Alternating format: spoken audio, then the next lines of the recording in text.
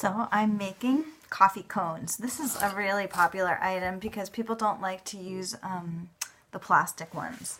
So this is going to be like pretty much a number 2 size coffee cone. I know it looks humongous, but that's this clay. It shrinks like 15%. So, okay. So I threw this last night. A flat bottom. I used a footer on the side, so I won't have to deal with the side there.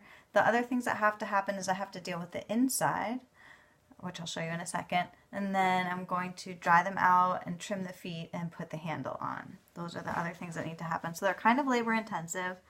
So they're more work than a mug, so charge more than your mugs. Uh-oh, that means I have to raise my prices. I didn't think about that yet, because I raised the prices of my mugs quite a bit. Anyway, so here, this is the stage that I'm at, and I just wanted to show you this stage because it demands a certain type of sensitivity that I think is important to learn about. Let me see if I can do it from here. Okay, maybe not.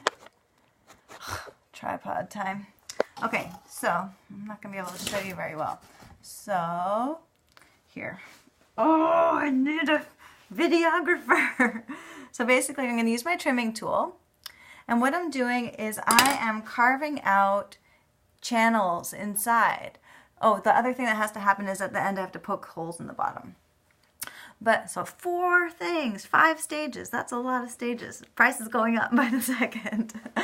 So you have to cut these channels, so when there's a piece of paper, the paper filter inside, and water, it doesn't just suction itself to the wall, and if there's air flowing, then the coffee will flow. So you don't want to create a vacuum. So some people add like a coil and press it in there. That's a lot of work. It's a lot easier to do this, which is just take your trimming tool and carve out 3. I carved 3 channels on each side.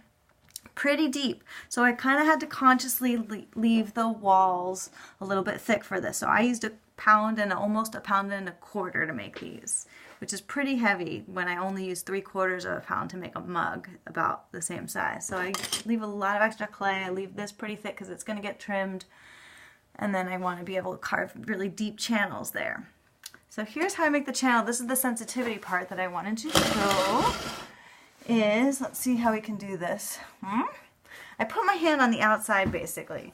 I'm going to put my hand on the outside as I'm carving so my fingers can feel that trimming tool up against the edge.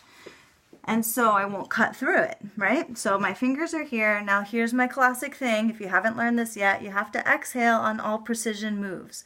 So I'm going to inhale, and as I do the carve, I like to do dramatic exhales sometimes, make a sound. Why not? You know, like it helps you remember. So, and it's also fun, and it makes it seem a little bit more like magic, which of course it is. Anyway, so that's what I do. Maybe I can give you the Amy's eye view here. Oh, I need a third hand. Maybe, not really. No way. Okay, I'm going to do it like this anyway, just to finish the video. And now, these, if I remembered yesterday, most of them I remembered so far, but not all of them, I cut off already. I cut them off after I threw them. So now I'm going to very gingerly, well, normally it's very gingerly, go around and slowly pull it off this bat. So it came off, and now I have this awesome wedging table that's made out of like HardieBacker, I think it's called, and it just absorbs amazingly. So it's going to dry these feet out in like no time, and then I can trim them. So that is a cool function of this wedging table, is how fast it dries things out. You of course also have to be careful of that. So I take it off the bat and I put it here. And then I have a lot more to do, so I'll go do the rest of them. But one thing I want to say is also I am not scraping my bats, because if you have another project to use with your bats, just reuse these right away. If it's the same color clay and you got another bat project coming up, do it while these are wet. It'll just take out like half of your time. So this is like my efficiency thing. The other thing I want to tell you is that, so I originally made these, I'll get a fresh one. I originally made these on my square bat system, right? So if you have a square bat system and you make coffee cones, so see how it's not a round thing? Because those filters are shaped kind of more like a wide football.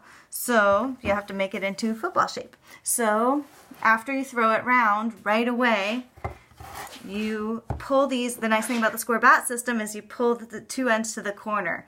And I think I do it kind of like that and like that. It's pretty easy when it's really wet to kind of make the shape. And the corner, that pointy corner, is just the perfect guide. You know, you just pull those ends right to the corner and they're really across from each other.